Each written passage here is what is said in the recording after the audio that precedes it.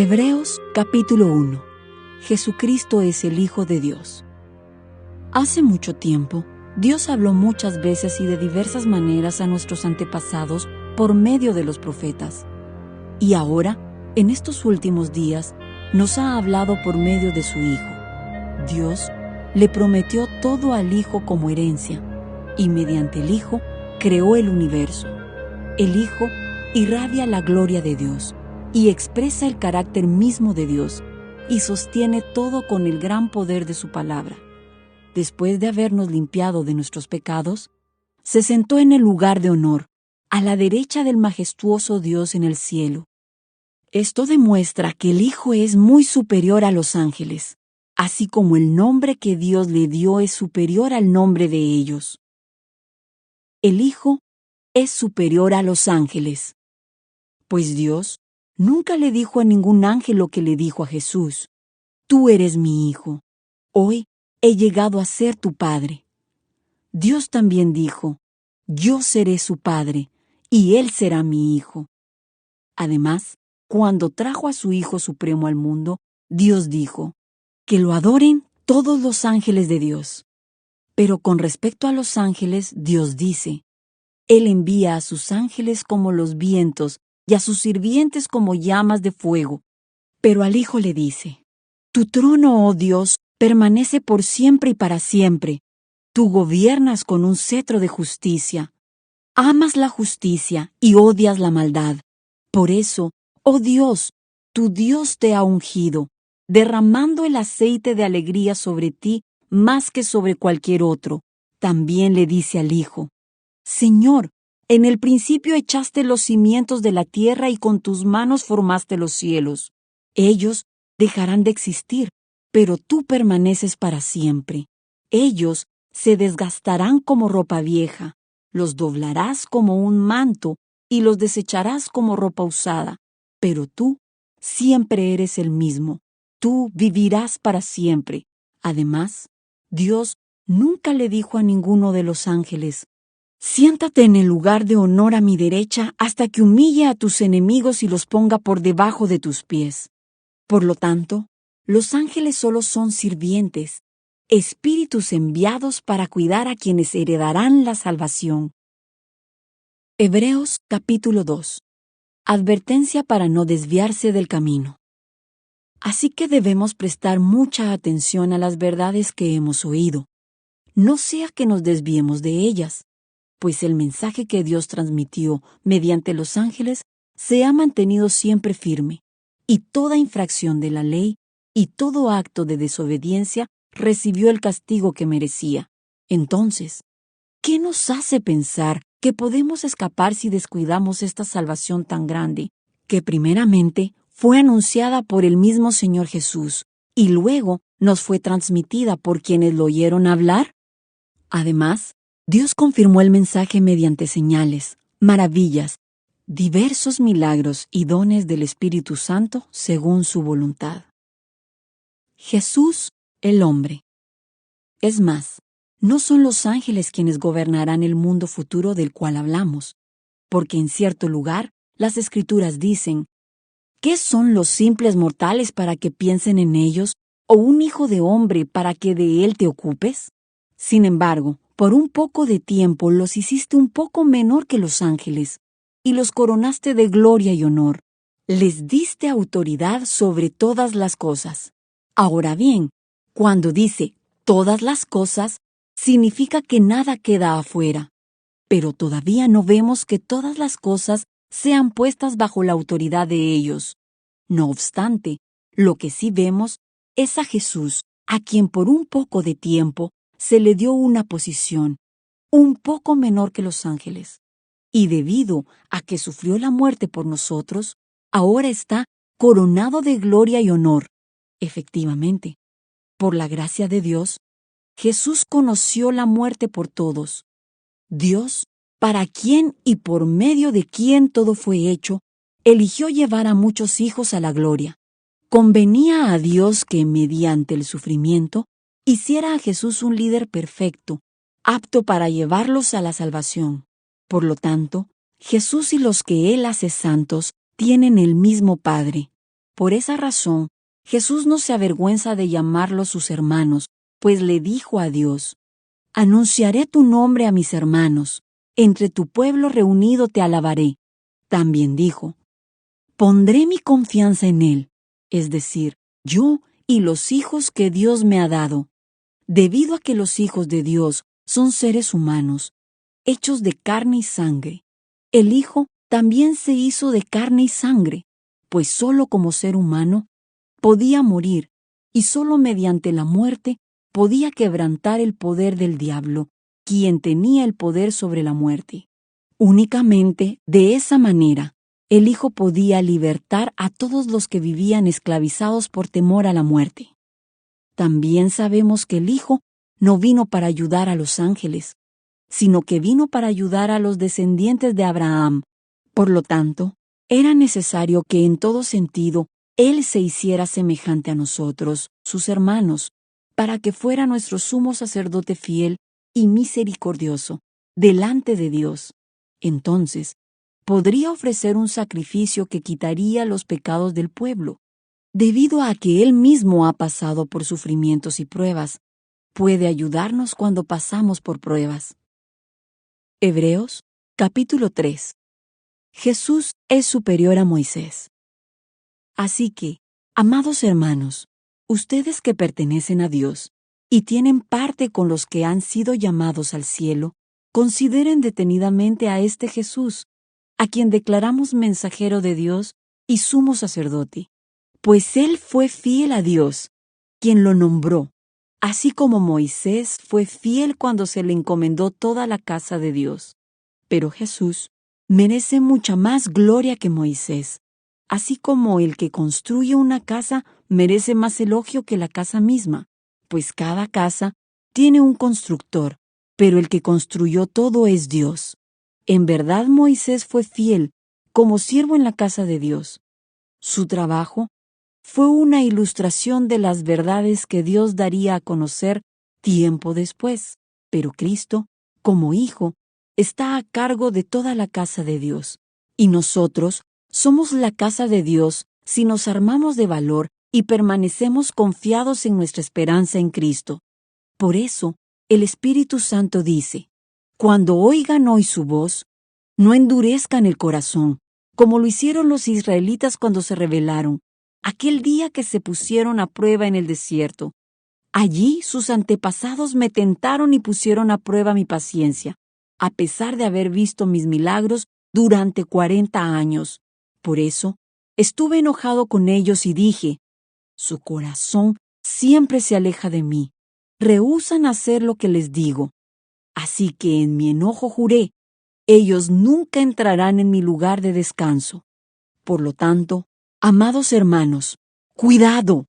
Asegúrense de que ninguno de ustedes tenga un corazón maligno e incrédulo que los aleje del Dios vivo. Adviértanse unos a otros todos los días mientras dure ese hoy, para que ninguno sea engañado por el pecado y se endurezca contra Dios. Pues, si somos fieles hasta el fin, confiando en Dios con la misma firmeza que teníamos al principio, cuando creíamos en Él, entonces tendremos parte en todo lo que le pertenece a Cristo. Recuerden lo que dice: cuando oigan hoy su voz, no endurezcan el corazón, como lo hicieron los israelitas cuando se rebelaron. ¿Y quiénes fueron los que se rebelaron contra Dios a pesar de haber oído su voz? ¿No fue acaso el pueblo que salió de Egipto guiado por Moisés? ¿Y quiénes hicieron enojar a Dios durante 40 años? ¿Acaso no fueron los que pecaron, cuyos cadáveres quedaron tirados en el desierto? ¿Y a quiénes hablaba Dios cuando juró que jamás entrarían en su descanso? ¿Acaso no fue a los que lo desobedecieron? Como vemos, ellos no pudieron entrar en el descanso de Dios a causa de su incredulidad. Hebreos capítulo 4. El descanso prometido para el pueblo de Dios. Todavía sigue vigente la promesa que hizo Dios de entrar en su descanso. Por lo tanto, debemos temblar de miedo ante la idea de que alguno de ustedes no llegue a alcanzarlo, pues esta buena noticia del descanso que Dios ha preparado se nos ha anunciado tanto a ellos como a nosotros, pero a ellos no les sirvió de nada porque no tuvieron la fe de los que escucharon a Dios, pues solo los que creemos podemos entrar en su descanso. En cuanto a los demás, Dios dijo: «En mi enojo juré, ellos nunca entrarán en mi lugar de descanso». Si bien ese descanso está preparado desde que Él hizo el mundo, sabemos que está preparado debido al pasaje en las Escrituras que menciona el séptimo día. Cuando llegó el séptimo día, Dios descansó de toda su labor. Pero en el otro pasaje Dios dijo: «Ellos nunca entrarán en mi lugar de descanso». Así que el descanso de Dios está disponible para que la gente entre, pero los primeros en oír esta buena noticia no entraron, porque desobedecieron a Dios. Entonces Dios fijó otro tiempo para entrar en su descanso, y ese tiempo es hoy.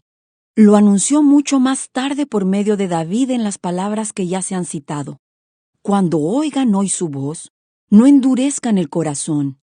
Ahora bien, si Josué hubiera logrado darles ese descanso, Dios no habría hablado de otro día de descanso aún por venir. Así que todavía hay un descanso especial en espera para el pueblo de Dios, pues todos los que han entrado en el descanso de Dios han descansado de su trabajo, tal como Dios descansó del suyo después de crear el mundo. Entonces, hagamos todo lo posible por entrar en ese descanso, pero si desobedecemos a Dios, como lo hizo el pueblo de Israel, caeremos, pues la palabra de Dios es viva y poderosa. Es más cortante que cualquier espada de dos filos. Penetra entre el alma y el espíritu, entre la articulación y la médula del hueso. Deja al descubierto nuestros pensamientos y deseos más íntimos. No hay nada en toda la creación que esté oculto a Dios. Todo está desnudo y expuesto ante sus ojos, y es a Él a quien rendimos cuentas. Cristo es nuestro sumo sacerdote. Por lo tanto, ya que tenemos un gran sumo sacerdote que entró en el cielo, Jesús, el Hijo de Dios, aferrémonos a lo que creemos. Nuestro sumo sacerdote comprende nuestras debilidades, porque enfrentó todas y cada una de las pruebas que enfrentamos nosotros. Sin embargo, Él nunca pecó. Así que acerquémonos con toda confianza al trono de la gracia de nuestro Dios. Allí recibiremos su misericordia y encontraremos la gracia que nos ayudará cuando más la necesitemos. Hebreos capítulo 5. Todo sumo sacerdote es un hombre escogido para representar a otras personas en su trato con Dios. Él presenta a Dios las ofrendas de esas personas y ofrece sacrificios por los pecados, y puede tratar con paciencia a los ignorantes y descarriados, porque Él también está sujeto a las mismas debilidades. Por esa razón, debe ofrecer sacrificios tanto por sus propios pecados como por los del pueblo. Y nadie puede llegar a ser sumo sacerdote solo porque desee tener ese honor. Tiene que ser llamado por Dios para ese trabajo, como sucedió con Aarón. Por eso, Cristo no se honró a sí mismo haciéndose sumo sacerdote, sino que fue elegido por Dios, quien le dijo: «Tú eres mi hijo. Hoy he llegado a ser tu padre». Y en otro pasaje, Dios le dijo: «Tú eres sacerdote para siempre, según el orden de Melquisedec». Mientras estuvo aquí en la tierra, Jesús ofreció oraciones y súplicas con gran clamor y lágrimas al que podía rescatarlo de la muerte. Y Dios oyó sus oraciones por la gran reverencia que Jesús le tenía. Aunque era hijo de Dios, Jesús aprendió obediencia por las cosas que sufrió. De ese modo, Dios lo hizo apto para ser el sumo sacerdote perfecto, y Jesús llegó a ser la fuente de salvación eterna para todos los que le obedecen. Y Dios lo designó sumo sacerdote según el orden de Melquisedec. Un llamado al crecimiento espiritual. Nos gustaría decir mucho más sobre este tema, pero es difícil de explicar, sobre todo porque ustedes son torpes espiritualmente y tal parece que no escuchan. Hace tanto que son creyentes que ya deberían estar enseñando a otros. En cambio, Necesitan que alguien vuelva a enseñarles las cosas básicas de la palabra de Dios. Son como niños pequeños que necesitan leche y no pueden comer alimento sólido, pues el que se alimenta de leche sigue siendo bebé y no sabe cómo hacer lo correcto. El alimento sólido es para los que son maduros, los que a fuerza de práctica están capacitados para distinguir entre lo bueno y lo malo. Hebreos capítulo 6. Así que dejemos de repasar una y otra vez las enseñanzas elementales acerca de Cristo. Por el contrario, sigamos adelante hasta llegar a ser maduros en nuestro entendimiento. No puede ser que tengamos que comenzar de nuevo con los importantes cimientos acerca del arrepentimiento, de las malas acciones y de tener fe en Dios. Ustedes tampoco necesitan más enseñanza acerca de los bautismos, la imposición de manos, la resurrección de los muertos y el juicio eterno. Así que, si Dios quiere, avanzaremos hacia un mayor entendimiento, pues es imposible lograr que vuelvan a arrepentirse los que una vez fueron iluminados, aquellos que experimentaron las cosas buenas del cielo y fueron partícipes del Espíritu Santo, que saborearon la bondad de la palabra de Dios y el poder del mundo venidero, y que luego se alejan de Dios. Es imposible lograr que esas personas vuelvan a arrepentirse. Al rechazar al Hijo de Dios, ellos mismos lo clavan otra vez en la cruz y lo exponen a la vergüenza pública. Cuando la tierra se empapa de la lluvia que cae y produce una buena cosecha para el agricultor, recibe la bendición de Dios. En cambio, el campo que produce espinos y cardos no sirve para nada. El agricultor no tardará en maldecirlo y quemarlo. Queridos amigos, aunque hablamos de este modo, no creemos que esto se aplica a ustedes. Estamos convencidos de que ustedes están destinados para cosas mejores, las cuales vienen con la salvación, pues Dios no es injusto. No olvidará con cuánto esfuerzo han trabajado para Él y cómo han demostrado su amor por Él, sirviendo a otros creyentes como todavía lo hacen.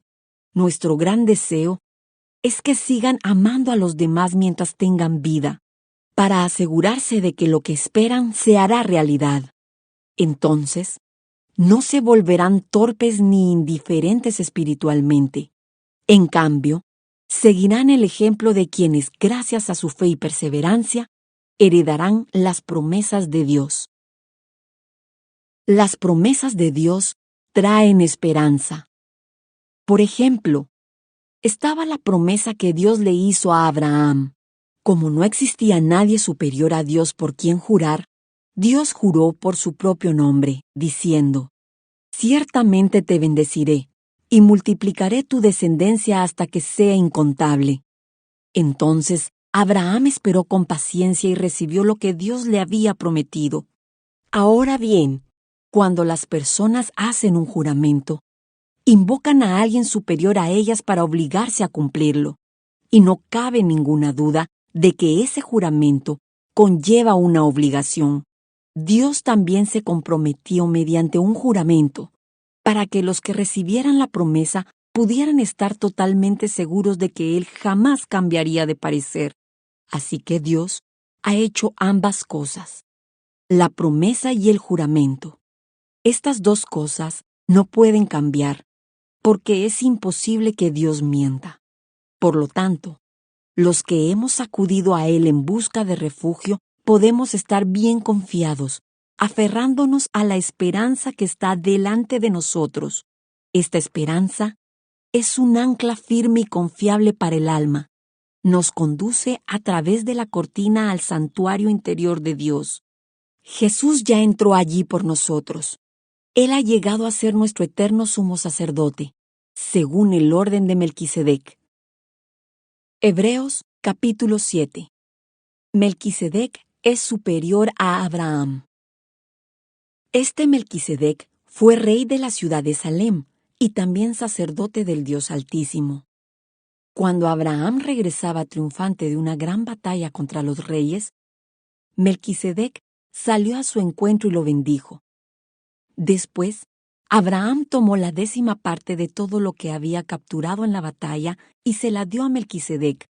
El nombre Melquisedec significa Rey de Justicia, y el Rey de Salem significa Rey de Paz. No hay registro de su padre ni de su madre, ni de ninguno de sus antepasados. No hay principio ni fin de su vida. A semejanza del Hijo de Dios, sigue siendo sacerdote para siempre. Consideren, entonces, la grandeza de este Melquisedec. Incluso Abraham, el gran patriarca de Israel, reconoció esto al entregarle la 10ª parte de lo que había capturado en la batalla. Ahora bien, la ley de Moisés exigía que los sacerdotes, que son descendientes de Leví, le cobraran el diezmo al resto del pueblo de Israel, quienes también son descendientes de Abraham. Sin embargo, Melquisedec, que no era descendiente de Leví, recibió de Abraham la 10ª parte, y Melquisedec bendijo a Abraham, quien ya había recibido las promesas de Dios. Sin lugar a dudas, el que tiene el poder para bendecir es superior a quien recibe la bendición. Los sacerdotes que reciben los diezmos son hombres que mueren. Así que Melquisedec es superior a ellos porque se nos dice que sigue viviendo. Además, podríamos decir que esos levitas, los que reciben el diezmo, pagaron un diezmo a Melquisedec cuando lo pagó su antepasado Abraham. A pesar de que Leví aún no había nacido, la simiente de la cual provino ya existía en el cuerpo de Abraham cuando Melquisedec recibió su diezmo. Entonces, si el sacerdocio de Leví, sobre el cual se basó la ley, hubiera podido lograr la perfección que Dios propuso, ¿por qué fue necesario que Dios estableciera un sacerdocio diferente, con un sacerdote según el orden de Melquisedec en lugar del orden de Leví y Aarón? Y si se cambia el sacerdocio, también es necesario cambiar la ley para permitirlo, pues el sacerdote a quien nos referimos pertenece a una tribu diferente, cuyos miembros jamás han servido en el altar como sacerdotes. Lo que quiero decir es que nuestro Señor vino de la tribu de Judá, y Moisés nunca habló de que los sacerdotes provinieran de esa tribu. Jesús es como Melquisedec. Ese cambio resulta aún más evidente, ya que ha surgido un sacerdote diferente, quien es como Melquisedec. Jesús llegó a ser sacerdote, no por cumplir con la ley del requisito físico de pertenecer a la tribu de Leví, sino por el poder de una vida que no puede ser destruida. Y el salmista lo señaló cuando profetizó: «Tú eres sacerdote para siempre, según el orden de Melquisedec». Así que el antiguo requisito del sacerdocio quedó anulado por ser débil e inútil, pues la ley nunca perfeccionó nada. Pero ahora confiamos en una mejor esperanza por la cual nos acercamos a Dios. Este nuevo sistema se estableció mediante un juramento solemne. Los descendientes de Aarón llegaron a ser sacerdotes sin un juramento, pero había un juramento con relación a Jesús, pues Dios le dijo: «El Señor ha hecho un juramento y no romperá su promesa. Tú eres sacerdote para siempre». Debido a ese juramento, Jesús es quien garantiza este mejor pacto con Dios. Hubo muchos sacerdotes bajo el sistema antiguo, porque la muerte les impedía continuar con sus funciones. Pero dado que Jesús vive para siempre, su sacerdocio dura para siempre. Por eso puede salvar, una vez y para siempre, a los que vienen a Dios por medio de Él, quien vive para siempre, a fin de interceder con Dios a favor de ellos. Él es la clase de sumo sacerdote que necesitamos, porque es santo y no tiene culpa ni mancha de pecado. Él ha sido apartado de los pecadores, y se le ha dado el lugar de más alto honor en el cielo. A diferencia de los demás sumos sacerdotes, no tiene necesidad de ofrecer sacrificios cada día. Ellos los ofrecían primero por sus propios pecados y luego por los del pueblo. Sin embargo, Jesús lo hizo una vez y para siempre cuando se ofreció a sí mismo como sacrificio por los pecados del pueblo. La ley nombra a sumos sacerdotes que están limitados por debilidades humanas. Pero después de que la ley fue entregada, Dios nombró a su Hijo mediante un juramento, y su Hijo ha sido hecho el perfecto sumo sacerdote para siempre. Hebreos capítulo 8. Cristo es nuestro sumo sacerdote. El punto principal es el siguiente. Tenemos un sumo sacerdote quien se sentó en el lugar de honor, a la derecha del trono del Dios majestuoso en el cielo. Allí, sirve como ministro en el tabernáculo del cielo, el verdadero lugar de adoración construido por el Señor y no por manos humanas. Ya que es deber de todo sumo sacerdote presentar ofrendas y sacrificios, nuestro sumo sacerdote también tiene que presentar una ofrenda. Si estuviera aquí en la tierra, ni siquiera sería sacerdote, porque ya hay sacerdotes que presentan las ofrendas que exige la ley. Ellos sirven dentro de un sistema de adoración que es solo una copia, una sombra del verdadero que está en el cielo. Pues cuando Moisés estaba por construir el tabernáculo, Dios le advirtió lo siguiente: asegúrate de hacer todo según el modelo que te mostré aquí en la montaña. Pero ahora, a Jesús nuestro sumo sacerdote, se le ha dado un ministerio que es muy superior al sacerdocio antiguo, porque Él es mediador a nuestro favor de un mejor pacto con Dios, basado en promesas mejores. Si el primer pacto no hubiera tenido defectos, no habría sido necesario reemplazarlo con un segundo pacto. Pero cuando Dios encontró defectos en el pueblo, dijo: se acerca el día, dice el Señor, en que haré un nuevo pacto con el pueblo de Israel y de Judá. Este pacto no será como el que hice con sus antepasados cuando los tomé de la mano y los saqué de la tierra de Egipto. Ellos no permanecieron fieles a mi pacto, por eso les di la espalda, dice el Señor. Pero este es el nuevo pacto que haré con el pueblo de Israel en ese día, dice el Señor. Pondré mis leyes en su mente y las escribiré en su corazón. Yo seré su Dios y ellos serán mi pueblo. Y no habrá necesidad de enseñar a sus vecinos, ni habrá necesidad de enseñar a sus parientes, diciendo: deberías conocer al Señor, pues todos ya me conocerán, desde el más pequeño hasta el más grande. Perdonaré sus maldades y nunca más me acordaré de sus pecados. Cuando Dios habla de un nuevo pacto, quiere decir que ha hecho obsoleto al primero, el cual ha caducado y pronto desaparecerá. Hebreos capítulo 9. Reglas antiguas sobre la adoración. Ese primer pacto entre Dios e Israel incluía ordenanzas para la adoración y un lugar de culto aquí en la tierra. Ese tabernáculo estaba formado por 2 salas. En la primera sala había un candelabro, una mesa y los panes consagrados sobre ella. Esta sala se llamaba Lugar Santo. Luego, había una cortina detrás de la cual se encontraba la segunda sala, llamada Lugar Santísimo. En esa sala había un altar de oro para el incienso y un cofre de madera conocido como el Arca del Pacto, el cual estaba totalmente cubierto de oro. Dentro del arca había un recipiente de oro que contenía el maná, la vara de Aarón, a la que le había salido hojas, y las tablas del pacto, que eran de piedra. Por encima del arca estaban los querubines de la gloria divina, cuyas alas se extendían sobre la tapa del arca, es decir, el lugar de la expiación. Pero ahora no podemos explicar estas cosas en detalle. Cuando estos elementos estaban en su lugar, los sacerdotes entraban con regularidad en la primera sala durante el cumplimiento de sus deberes religiosos. Pero solo el sumo sacerdote entraba en el lugar santísimo, y lo hacía una sola vez al año, y siempre ofrecía sangre por sus propios pecados y por los pecados que el pueblo cometía por ignorancia.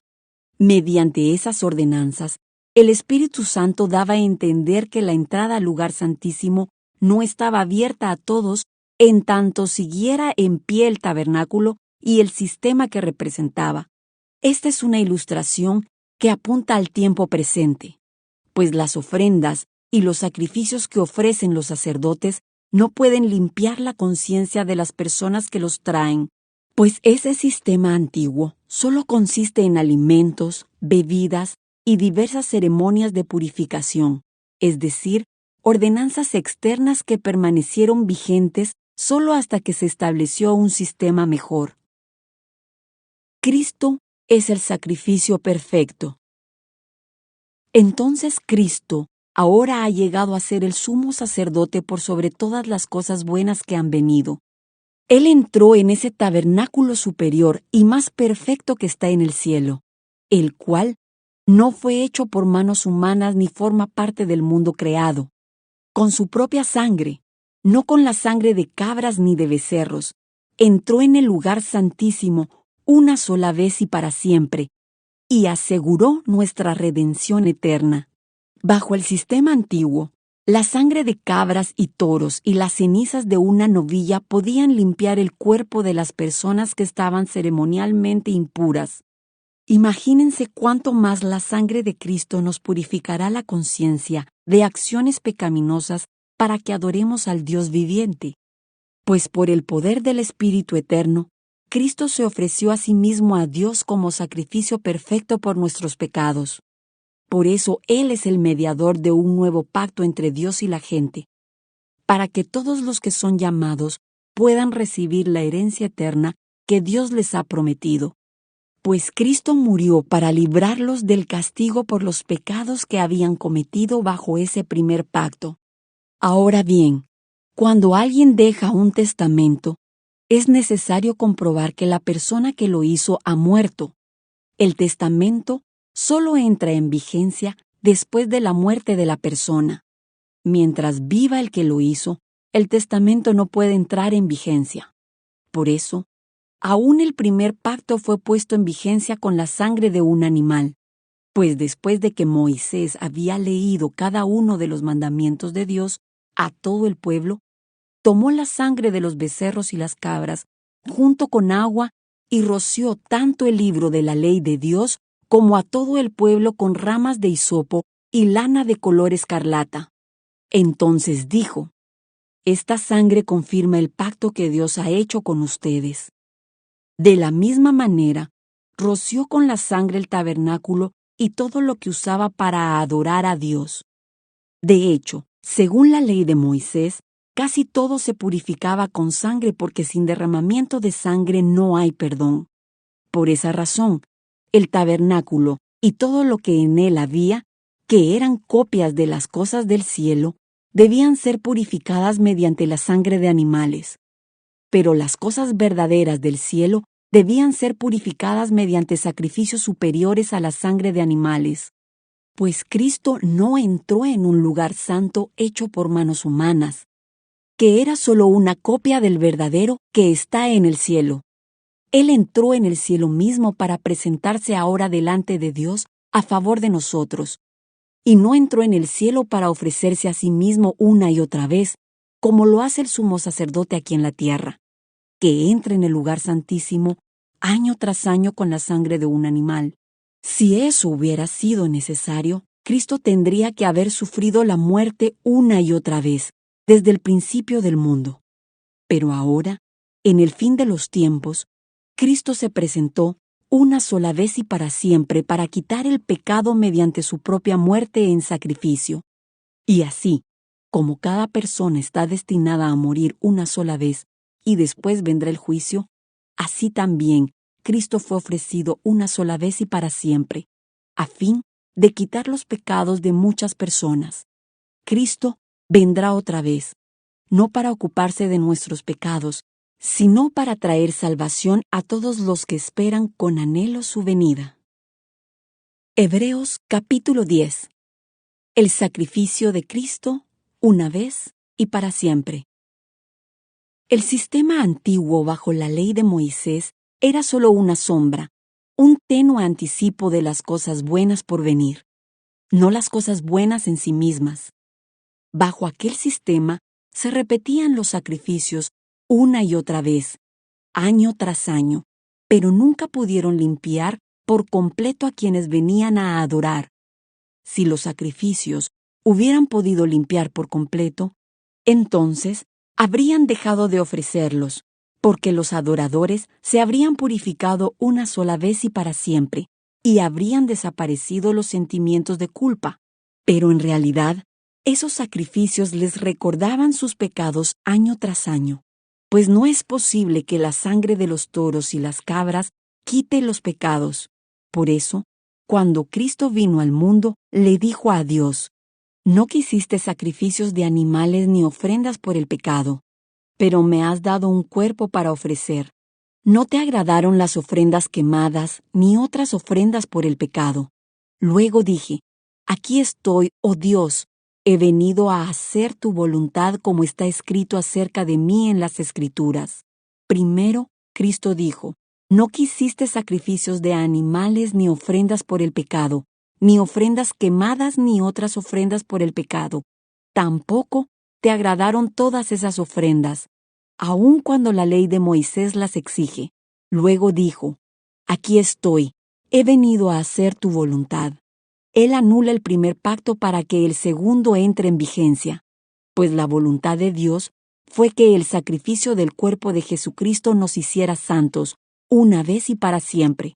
Bajo el antiguo pacto, el sacerdote oficia de pie delante del altar día tras día, ofreciendo los mismos sacrificios una y otra vez, los cuales nunca pueden quitar los pecados. Pero nuestro sumo sacerdote se ofreció a sí mismo a Dios como un solo sacrificio por los pecados, válido para siempre. Luego, se sentó en el lugar de honor, a la derecha de Dios. Allí espera hasta que sus enemigos sean humillados y puestos por debajo de sus pies, pues mediante esa única ofrenda, Él perfeccionó para siempre a los que está haciendo santos. Y el Espíritu Santo también da testimonio de que es verdad, pues dice: este es el nuevo pacto que haré con mi pueblo en aquel día, dice el Señor. Pondré mis leyes en su corazón y las escribiré en su mente. Después dice: nunca más me acordaré de sus pecados y sus transgresiones. Y cuando los pecados han sido perdonados, ya no hace falta ofrecer más sacrificios. Un llamado a permanecer firmes. Así que, amados hermanos, podemos entrar con valentía en el lugar santísimo del cielo por causa de la sangre de Jesús. Por su muerte, Jesús abrió un nuevo camino, un camino que da vida a través de la cortina al lugar santísimo. Ya que tenemos un gran sumo sacerdote que gobierna la casa de Dios, entremos directamente a la presencia de Dios con corazón sincero y con plena confianza en Él, pues nuestra conciencia culpable ha sido rociada con la sangre de Cristo a fin de purificarnos, y nuestro cuerpo ha sido lavado con agua pura. Mantengámonos firmes, sin titubear en la esperanza que afirmamos, porque se puede confiar en que Dios cumplirá su promesa. Pensemos en maneras de motivarnos unos a otros a realizar actos de amor y buenas acciones, y no dejemos de congregarnos, como lo hacen algunos, sino animémonos unos a otros, sobre todo ahora que el día de su regreso se acerca. Queridos amigos, si seguimos pecando a propósito después de haber recibido el conocimiento de la verdad, ya no queda ningún sacrificio que cubra esos pecados. Solo queda la terrible expectativa del juicio de Dios y el fuego violento que consumirá a sus enemigos, pues todo el que rehusaba obedecer la ley de Moisés era ejecutado sin compasión por el testimonio de 2 o 3 testigos. Piensen, pues, cuánto mayor será el castigo para quienes han pisoteado al Hijo de Dios y han considerado la sangre del pacto, la cual nos hizo santos, como si fuera algo vulgar e inmundo, y han insultado y despreciado al Espíritu Santo, que nos trae la misericordia de Dios. Pues conocemos al que dijo: yo tomaré venganza, yo les pagaré lo que se merecen. También dijo: el Señor juzgará a su propio pueblo. Es algo aterrador caer en manos del Dios vivo. Acuérdense de los primeros tiempos, cuando recién aprendían acerca de Cristo. Recuerden cómo permanecieron fieles aunque tuvieron que soportar terrible sufrimiento. Algunas veces los ponían en ridículo públicamente y los golpeaban. Otras veces, ustedes ayudaban a los que pasaban por lo mismo. Sufrieron junto con los que fueron metidos en la cárcel y, cuando a ustedes les quitaron todos sus bienes, lo aceptaron con alegría. Sabían que en el futuro les esperaban cosas mejores, que durarán para siempre, Por lo tanto, no desechen la firme confianza que tienen en el Señor. Tengan presente la gran recompensa que les traerá. Perseverar con paciencia es lo que necesitan ahora para seguir haciendo la voluntad de Dios. Entonces, recibirán todo lo que Él ha prometido, pues dentro de muy poco tiempo, aquel que viene vendrá sin demorarse. Mis justos vivirán por la fe, pero no me complaceré con nadie que se aleje. Pero nosotros no somos de los que se apartan de Dios hacia su propia destrucción. Somos los fieles, y nuestras almas serán salvadas. Hebreos capítulo 11. Grandes ejemplos de fe. La fe demuestra la realidad de lo que esperamos. Es la evidencia de las cosas que no podemos ver. Por su fe, la gente de antaño gozó de una buena reputación. Por la fe, entendemos que todo el universo fue formado por orden de Dios, de modo que lo que ahora vemos no vino de cosas visibles.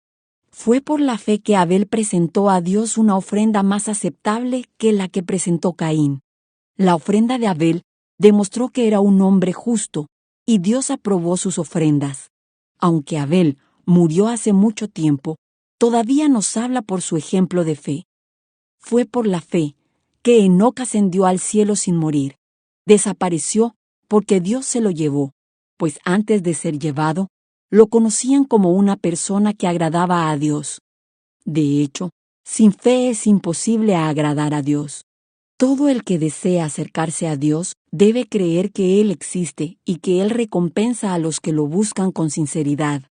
Fue por la fe que Noé construyó un barco grande para salvar a su familia del diluvio en obediencia a Dios, quien le advirtió de cosas que nunca antes habían sucedido. Por su fe, Noé condenó al resto del mundo y recibió la justicia que viene por la fe. Fue por la fe que Abraham obedeció cuando Dios lo llamó para que dejara su tierra y fuera a otra que él le daría por herencia. Se fue sin saber a dónde iba. Incluso, cuando llegó a la tierra que Dios le había prometido, vivió allí por fe, pues era como un extranjero que vive en carpas. Lo mismo hicieron Isaac y Jacob, quienes heredaron la misma promesa. Abraham esperaba con confianza una ciudad de cimientos eternos, una ciudad diseñada y construida por Dios. Fue por la fe que hasta Sara pudo tener un hijo, a pesar de ser estéril y demasiado anciana. Ella creyó que Dios cumpliría su promesa. Así que una nación entera provino de este solo hombre, quien estaba casi muerto en cuanto a tener hijos. Una nación con tantos habitantes que, como las estrellas de los cielos y la arena de la orilla del mar, es imposible contar. Todas estas personas murieron aún creyendo lo que Dios les había prometido. Y aunque no recibieron lo prometido, lo vieron desde lejos y lo aceptaron con gusto. Coincidieron en que eran extranjeros y nómadas aquí en este mundo. Es obvio que quienes se expresan así esperan tener su propio país. Si hubieran añorado el país del que salieron, bien podrían haber regresado. Sin embargo, buscaban un lugar mejor, una patria celestial. Por eso, Dios no se avergüenza de ser llamado el Dios de ellos, pues les ha preparado una ciudad. Fue por la fe que Abraham ofreció a Isaac en sacrificio cuando Dios lo puso a prueba. Abraham, quien había recibido las promesas de Dios, estuvo dispuesto a sacrificar a su único hijo, Isaac, aun cuando Dios le había dicho: Isaac es el hijo mediante el cual procederán tus descendientes. Abraham llegó a la conclusión de que si Isaac moría, Dios tenía el poder para volverlo a la vida. Y en cierto sentido, Abraham recibió de vuelta a su hijo de entre los muertos. Fue por la fe que Isaac prometió a sus hijos, Jacob y Esaú, bendiciones para el futuro. Fue por la fe que Jacob, cuando ya era anciano y estaba por morir, bendijo a cada uno de los hijos de José y se inclinó para adorar, apoyado en su vara. Fue por la fe que José, cuando iba a morir, declaró con confianza que el pueblo de Israel saldría de Egipto. Incluso les mandó que se llevaran sus huesos cuando ellos salieran. Fue por la fe que cuando nació Moisés, sus padres lo escondieron durante 3 meses. Vieron que Dios les había dado un hijo fuera de lo común, y no tuvieron temor de desobedecer la orden del rey. Fue por la fe que Moisés, cuando ya fue adulto, rehusó llamarse hijo de la hija del faraón. Prefirió ser maltratado con el pueblo de Dios a disfrutar de los placeres momentáneos del pecado. Consideró que era mejor sufrir por causa de Cristo que poseer los tesoros de Egipto, pues tenía la mirada puesta en la gran recompensa que recibiría. Fue por la fe que Moisés salió de la tierra de Egipto sin temer el enojo del rey. Siguió firme en su camino porque tenía los ojos puestos en el invisible. Fue por la fe que Moisés ordenó que el pueblo de Israel celebrara la Pascua y rociara con sangre los marcos de las puertas para que el ángel de la muerte no matara a ninguno de sus primeros hijos varones. Fue por la fe que el pueblo de Israel atravesó el Mar Rojo como si estuviera pisando tierra seca. Pero cuando los egipcios intentaron seguirlos, murieron todos ahogados. Fue por la fe que el pueblo de Israel marchó alrededor de Jericó durante 7 días, y las murallas se derrumbaron. Fue por la fe que Rahab, la prostituta, no fue destruida junto con los habitantes de su ciudad, que se negaron a obedecer a Dios, pues ella había recibido en paz a los espías. ¿Cuánto más les tengo que decir? Se necesitaría demasiado tiempo para contarles acerca de la fe de Gedeón, Barak, Sansón, Jefté, David, Samuel y todos los profetas. Por la fe esas personas conquistaron reinos, gobernaron con justicia y recibieron lo que Dios les había prometido. Cerraron bocas de leones, apagaron llamas de fuego y escaparon de morir a filo de espada. Su debilidad se convirtió en fortaleza. Llegaron a ser poderosos en batalla e hicieron huir a ejércitos enteros. Hubo mujeres que recibieron otra vez con vida a sus seres queridos que habían muerto. Sin embargo, otros fueron torturados, porque rechazaron negar a Dios a cambio de la libertad. Ellos pusieron su esperanza en una vida mejor que viene después de la resurrección. Algunos fueron ridiculizados y sus espaldas fueron laceradas con látigos. Otros fueron encadenados en prisiones. Algunos murieron apedreados, a otros los cortaron por la mitad con una sierra y a otros los mataron a espada. Algunos anduvieron vestidos con pieles de ovejas y cabras, desposeídos y oprimidos y maltratados. Este mundo no era digno de ellos. Vagaron por desiertos y montañas, se escondieron en cuevas y hoyos de la tierra.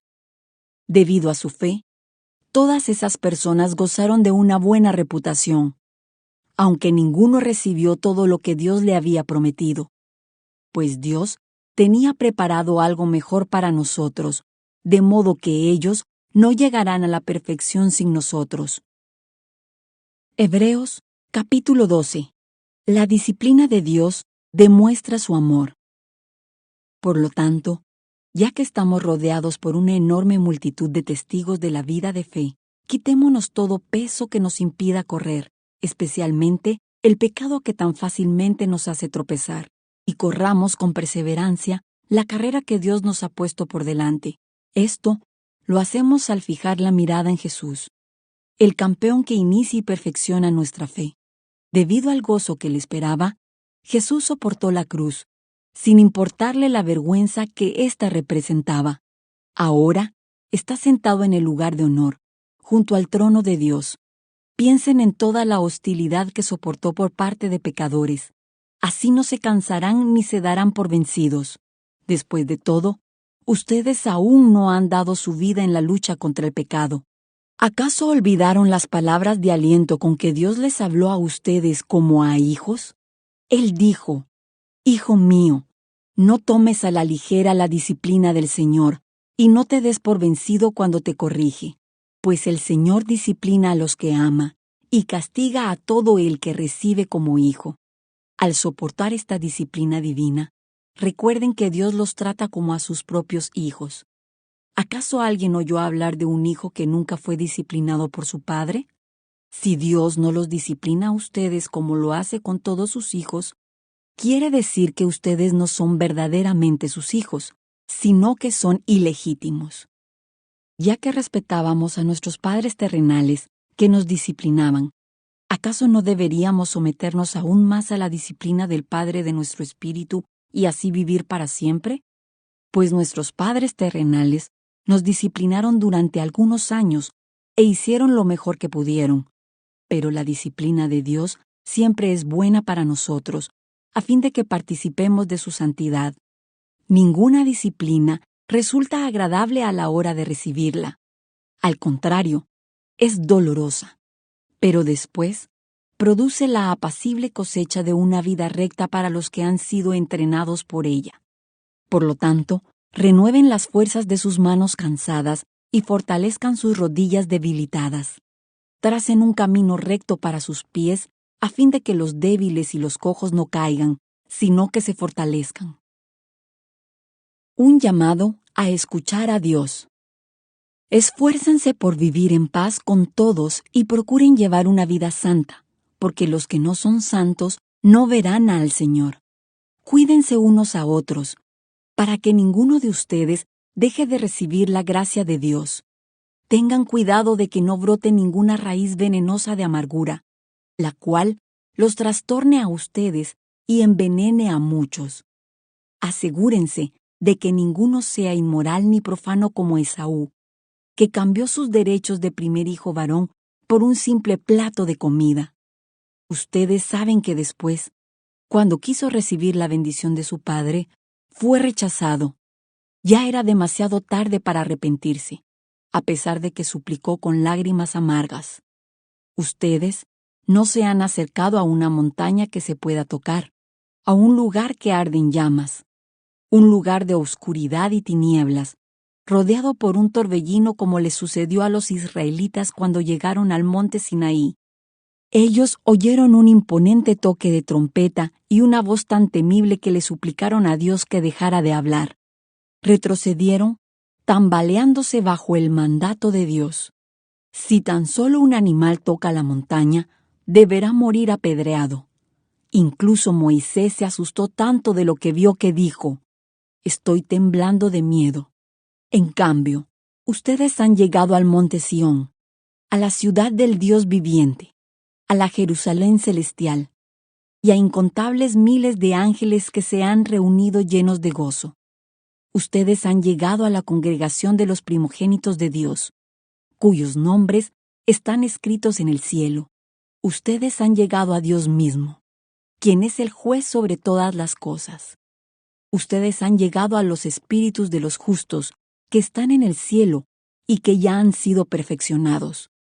Ustedes han llegado a Jesús, el mediador del nuevo pacto entre Dios y la gente, y también a la sangre rociada que habla de perdón en lugar de reclamar por venganza como la sangre de Abel. Tengan cuidado de no negarse a escuchar a aquel que habla, pues si el pueblo de Israel no escapó cuando se negó a escuchar a Moisés, el mensajero terrenal, ciertamente nosotros tampoco escaparemos si rechazamos a aquel que nos habla desde el cielo. Cuando Dios habló desde el monte Sinaí, su voz hizo temblar la tierra, pero ahora Él hace otra promesa. Una vez más, haré temblar no solo la tierra, sino también los cielos. Eso significa que toda la creación será agitada y removida para que solo permanezcan las cosas inconmovibles. Ya que estamos recibiendo un reino inconmovible, seamos agradecidos y agrademos a Dios adorándolo con santo temor y reverencia, porque nuestro Dios es un fuego que todo lo consume. Hebreos, capítulo 13. Palabras finales. Sigan amándose unos a otros como hermanos. No se olviden de brindar hospitalidad a los desconocidos, porque algunos que lo han hecho han hospedado ángeles sin darse cuenta. Acuérdense de aquellos que están en prisión, como si ustedes mismos estuvieran allí. Acuérdense también de los que son maltratados, como si ustedes mismos sintieran en carne propia el dolor de ellos. Honren el matrimonio, y los casados manténganse fieles el uno al otro. Con toda seguridad, Dios juzgará a los que cometen inmoralidades sexuales y a los que cometen adulterio. No amen el dinero. Estén contentos con lo que tienen, pues Dios ha dicho, nunca te fallaré, jamás te abandonaré. Así que podemos decir con toda confianza, el Señor es quien me ayuda. Por tanto, no temeré. ¿Qué me puede hacer un simple mortal? Acuérdense de los líderes que les enseñaron la palabra de Dios. Piensen en todo lo bueno que haya resultado de su vida y sigan el ejemplo de su fe. Jesucristo es el mismo ayer, hoy y siempre. Así que no se dejen cautivar por ideas nuevas y extrañas. Su fortaleza espiritual proviene de la gracia de Dios y no depende de reglas sobre los alimentos que de nada sirven a quienes la siguen. Tenemos un altar del cual los sacerdotes del tabernáculo no tienen derecho a comer. Bajo el sistema antiguo, el sumo sacerdote llevaba la sangre de los animales al lugar santo como sacrificio por el pecado, y los cuerpos de esos animales se quemaban fuera del campamento. De igual manera, Jesús sufrió y murió fuera de las puertas de la ciudad para hacer santo a su pueblo mediante su propia sangre. Entonces, salgamos al encuentro de Jesús, fuera del campamento, y llevemos la deshonra que Él llevó, pues este mundo no es nuestro hogar permanente. Esperamos el hogar futuro. Por lo tanto, por medio de Jesús, ofrezcamos un sacrificio continuo de alabanza a Dios, mediante el cual proclamamos nuestra lealtad a su nombre. Y no se olviden de hacer el bien ni de compartir lo que tienen con quienes pasan necesidad. Estos son los sacrificios que le agradan a Dios. Obedezcan a sus líderes espirituales y hagan lo que ellos dicen. Su tarea es cuidar el alma de ustedes y tienen que rendir cuentas a Dios. Denles motivos para que las hagan con alegría y no con dolor. Esto último ciertamente no los beneficiará a ustedes. Oren por nosotros, pues tenemos la conciencia limpia y deseamos comportarnos con integridad en todo lo que hacemos, y oren especialmente para que pueda regresar a verlos pronto. Y ahora, que el Dios de paz, quien levantó de entre los muertos a nuestro Señor Jesús, el gran pastor de las ovejas, y que ratificó un pacto eterno con su sangre, los capacite con todo lo que necesiten para hacer su voluntad.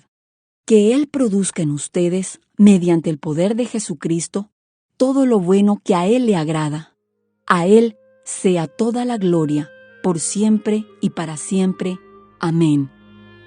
Les ruego, amados hermanos, que hagan caso a lo que les escribí en esta breve exhortación. Quiero que sepan que nuestro hermano Timoteo ya salió de la cárcel. Si llega pronto, lo llevaré conmigo cuando vaya a verlos.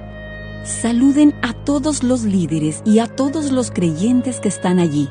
Los creyentes de Italia les envían sus saludos.